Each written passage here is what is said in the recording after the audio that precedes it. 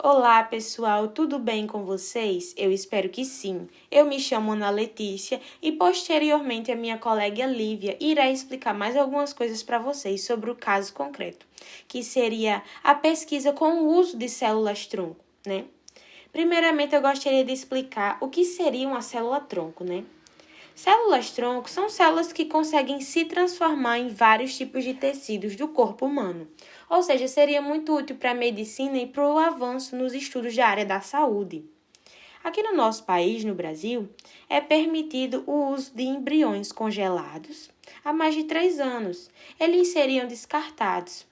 Só que com a autorização dos pais, eles podem ser utilizados para o estudo com células-tronco. Agora eu vou explicar um pouquinho para vocês o que é o pedido de inconstitucionalidade.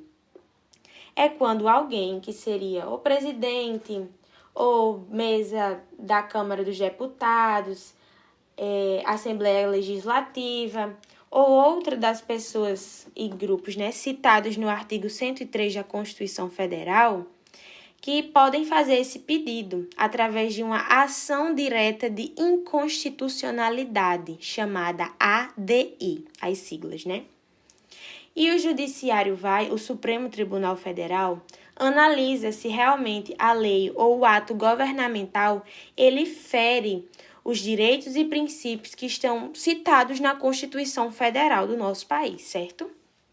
Agora sobre o conflito de direitos fundamentais.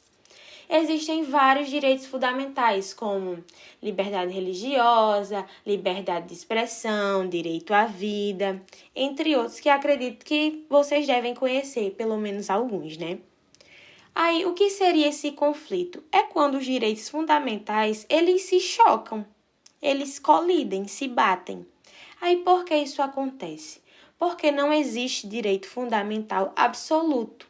Todos são relativos. Nesse caso, o que seria absoluto, Não existe um direito fundamental que possa tudo, que todos eles são relativos, depende. É aquela famosa frase, direito tal, depende. Eles se batem por esse motivo. Nesse caso concreto que a gente está falando hoje, que é a pesquisa com o uso de células-tronco, eles estão colidindo. De um lado está o direito à saúde coletiva, que seria o uso dessas células-tronco para melhorar a qualidade de vida de pessoas que se encontram doentes. E do outro lado está o direito à vida, que aí começa um longo debate em que momento começa a vida, Se é no embrião, se é no momento em que se põe o embrião congelado, no útero, enfim, é um grande debate que não irei me estender. Mas gostaria que vocês concretizassem isso e entendessem que nesse momento estão colidindo o direito à saúde e o direito à vida, nesse caso concreto. Então, pessoal, vocês devem estar se perguntando o que gerou esse pedido de inconstitucionalidade.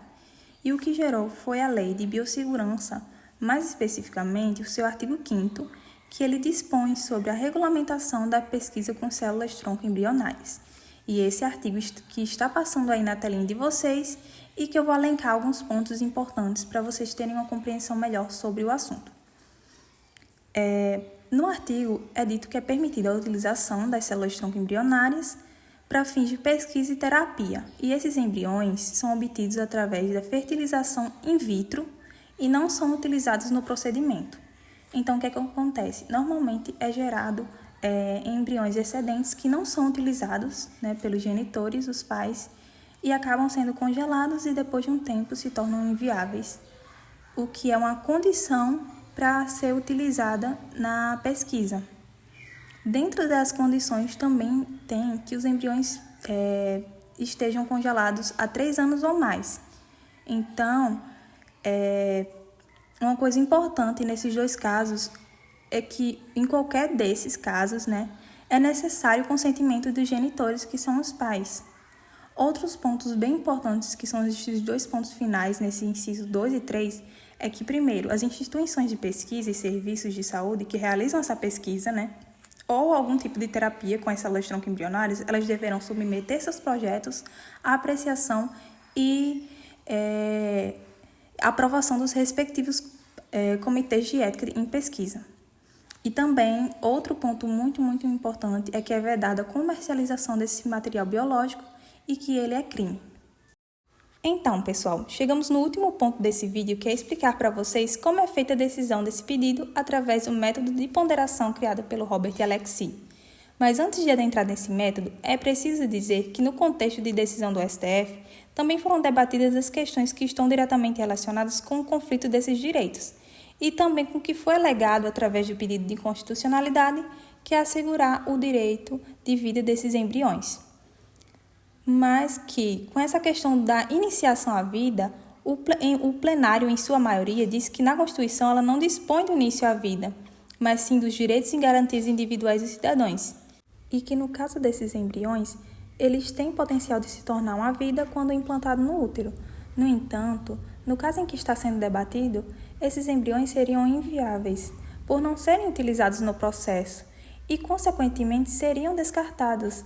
Então, nesse caso, a gente está falando de embriões que não seriam utilizados no processo e que seriam descartados. Então, esse é o ponto principal, do debate.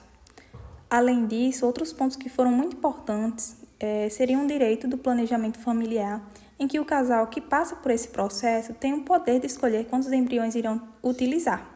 Além disso, tem a questão do debate religioso, que foi muito presente nessa questão da vida, e que ele também não pode ser confundido dentro desses direitos, até porque nosso Estado é laico.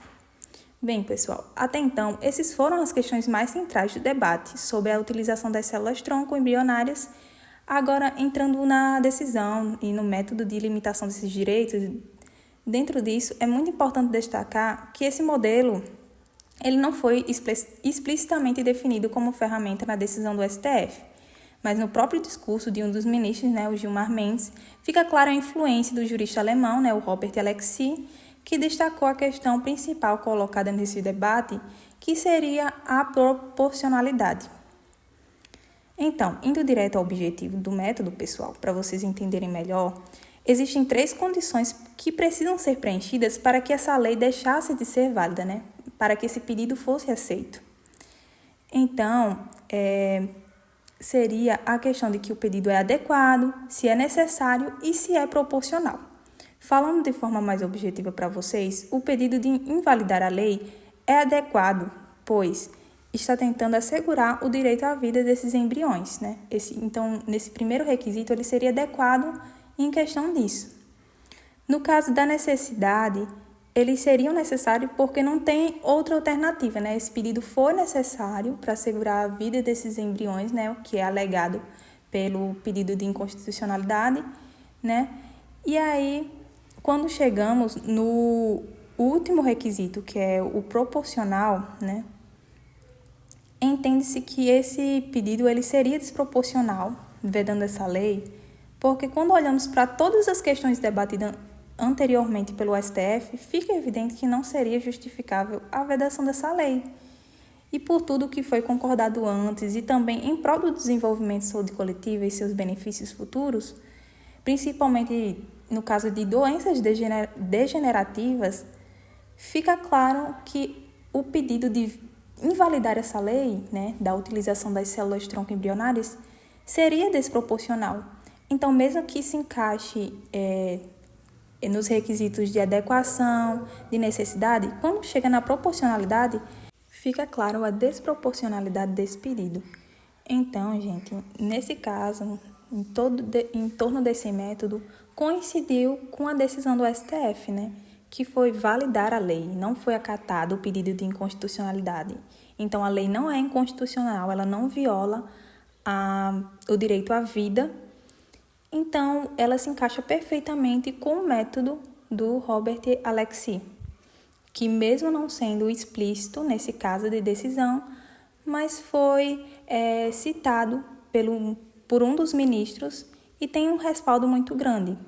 Enfim, gente, espero que vocês tenham gostado do conteúdo e também tenham entendido. E deixo claro que esse conteúdo ele foi trabalhado principalmente na dissertação de mestrado da autora Luísa Machado Leite Soares. Se vocês quiserem saber mais e entender mais sobre, eu recomendo ler essa dissertação. E é isso, até a próxima!